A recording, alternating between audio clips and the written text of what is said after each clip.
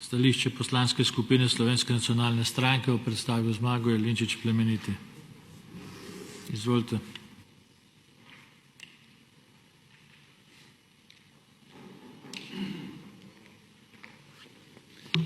Hvala lepa.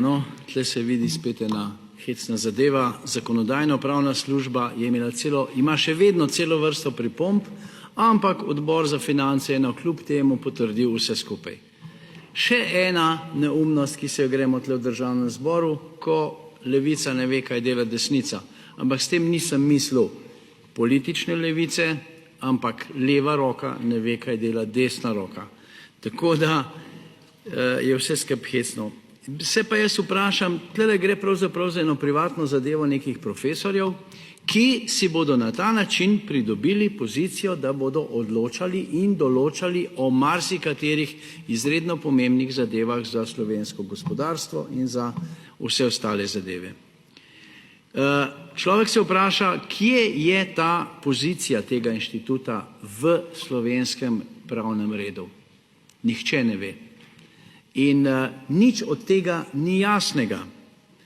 Tukaj zraven bi človek pričakoval kakšna mnenja ustreznih vladnih služb, pa nimamo ničesar takega. Skratka, v primeru, če bomo naredili,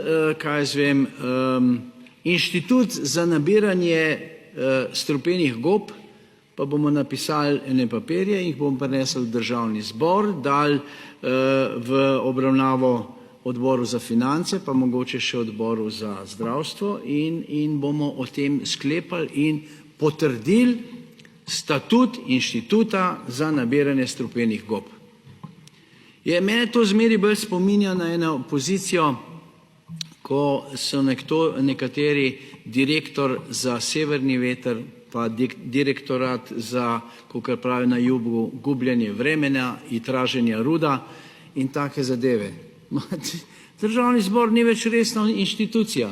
Takšne zadeve ne morejo priti na Državni zbor, da Državni zbor odloča, kateri profesorji se bojo med sabo razdelili to in ono in tretje in potem še določali, kaj sme in kaj ne sme kdo početi.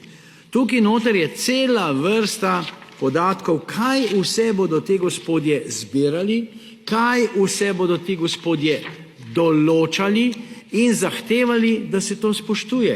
Na koncu bojo rekli, 45. člen pravi, da statut začne veljati z dnem soglasja v Državnem zboru. Pa od kdaj daje Državni zbor soglasja k statutom privatnih inštitucij? Še en dokaz, da nimamo države. Še en dokaz, da smo kurja farma. Kurja farma, kje pa sem je kakšen petelin, drugač pa same kure.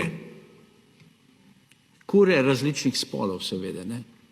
Zdaj še tretji spol zraven, pa imamo kompletno tole slovensko družbo tukaj noter. Mi tega ne bomo podprli. Verjetno bomo edini, ki tega ne bomo podprli, ampak ne bomo podprli tega zato, ker razmišljamo. Zato, ker vemo in mislimo, kaj je dobro za državo in kaj je slabo za državo. Nekaterim je vseeno, mnogi sploh ne razumejo, večina jih sploh ni prebrala tega dokumenta, ampak tle noter sedijo in mešajo luft, kaj drugega skoraj ne delajo. Potem se pa nekateri čudijo, zakaj ima status poslanca tako nizko vrednost. Seveda, vsak nas lahko nategne, se temu reče. Vsak. Tisti, ki ima 5 minut cajta, se bo nekaj izmislil, našel bo enega prijatelja nekje na vladi, v enem ministrstvu, bojo porinili takole nekako od spodaj med ostale papirje, še en tak papir in mi bomo postali ena odlagalnica takih papirjev. Zakonodajno-pravna služba bo rekla, ne, tam je narobe, to se ne sme. Ni važen, saj ni važen, Odbor za finance bo to požegnal in pejmo naprej. Mogoče bo pa kdo od teh profesorjev dobil kaj v žep.